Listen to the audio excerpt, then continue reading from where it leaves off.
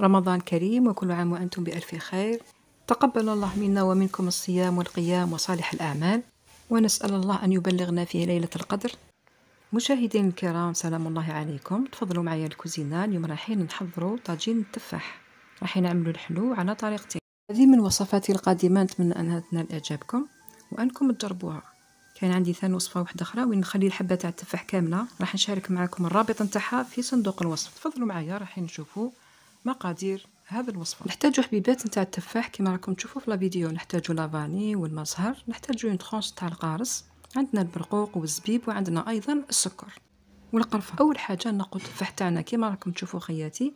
رايحين نوجدوا الحلو بالتفاح هو الاول، ومن بعد رايحين نديروا الحلو بالبرقوق والزبيب، ومن بعد رايحين نشوفوهم على بركه الله في طبق واحد. اول حاجه نقوا التفاح تاعنا كما راكم تشوفوا في الفيديو، نقسموه على 4، نقسموه اون كارتيه، نحولوا العلف الدخلاني ونكونوا موجدين غيسيبيون فيه الماء وفيه قطعه ليمون. نحطوا التفاح تاعنا داخل في هذاك لو غيسيبيون باش ما يتاكسدناش، باش ما يكحالش. نكمل نقي كامل التفاح بنفس الطريقه، ورايحين على بركه الله نوجدوا الحلو بالتفاح اللي يجي بنين، يجي ما شاء الله. راهي كاينه عندي وصفه الحلو في القناه، يعني من وصفاتي القديمه، وين خليت الحبه تاع التفاح كامله، وراح نخلي لكم الرابط نتاع الوصفه. كي تخلوا الحبه كومبليت ببلاطيج تاعها وتزينوها بالنعناع وكامل، ثان تخرج ما شاء الله وطبق راقي. وشهر رمضان خياتي كما تعرفوا هو شهر فاضل ومبارك، وشهر اللي لازم نكثروا فيه من الادعيه او نكثروا فيه من الذكر وتلاوه القران. يعني شهر عمل، شهر عمل ماشي شهر تاع اكل فقط. الصوم هو صحه وتربيه، هو تهذيب وتزكيه للنفس. نرجعوا الوصفه تاعنا وبعد نكملوا الحديث تاعنا. في الطاجين حطيت 2 كيسان تاع الماء، كاس تاع سكر، حطيت العود نتاع القرفه، لا ترونش تاع القارص، وحطيت مغرف نتاع لا مارغرين. نحطوهم على النار، نخلو لو سيرو تاعنا يوجد يغلي شويه حق ما يذوب السكر، ونفرغوا لي ترونش نتاع التفاح. الرغوه اللي دير لنا في هذاك الحلو نحوها. فوالا كيما راكم تشوفوا في الفيديو. نخلو التفاح تاعنا يطيب لهنا، ورايحين نحضروا البرقوق. كي التفاح يدخل فيه الطياب نضيفوا له فنجان نتاع المزهر، راح يعطينا مذاق شباب. نخلو التفاح يطيب ونروحوا نحضروا الحلو بالبرقوق والزبيب. ندو كسرونه نحطوا فيها فنجان تاع سكر، كاس نتاع الماء، الكاس العجيب نتاع ام وليد، نضيفوا له قطعه مارغرين ونحطوهم على النار. رايحين نحضروا الحلو بهذه الطريقه، ومن بعد نخلطوهم مع بعض. لهنا التفاح تاعنا راه قريب يوجد. الا لاحظتوا راني خليت هذيك لا طرونش تاع القارص معاه باش يبقى دائما ابيض ويجينا الحلو تاعنا شباب. وهنا بعد ما ذاب السكر رايحين نفرغوا البرقوق، نخلوا البرقوق يطيب شويه، نضيفوا له شويه نتاع المزهر والعود نتاع القرفه. فوالا كيما راكم تشوفوا الفيديو. نحطوا 4 فنجان تاع مزهر.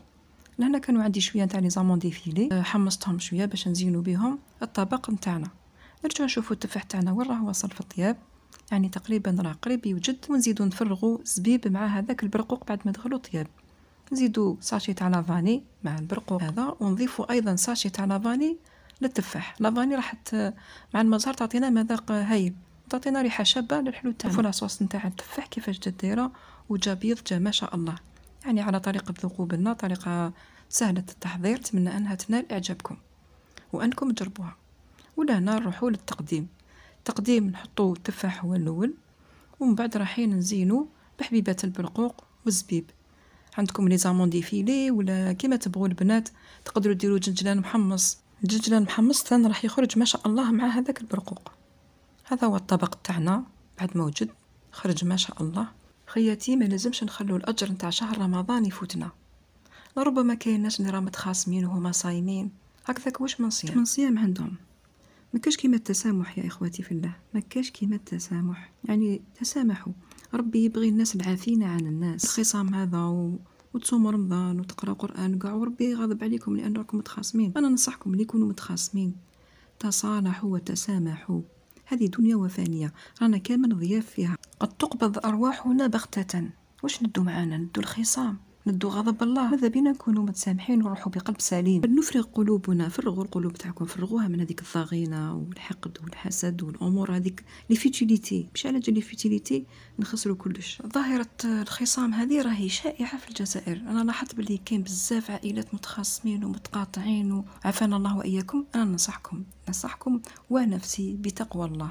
يعني مكاش كيما تقوى الله، ومكاش كيما نلقاو الله عز وجل بقلب سليم، ونفوضوا أمورنا إلى الله. يعني إنسان ظلمك، فوض أمرك إلى الله وأكيد ربي راح ياخذ لك بحقك، لكن الخصام والله ما هو مليح. يربينا الله عز وجل من خلال القرآن ويبين لنا بلي هذه الدنيا راهي ما هي والو، راهي لا تساوي جناح بعوضة. ان شاء الله كامل اللي راهم متخاصمين يتصالحوا ما بيناتهم، وإحنا مسلمين ديننا دين جميل، دين خير وبركة، دين يسر، دين معاملة. تسامحوا. أستودعكم الله الذي لا تضيع ودائعه.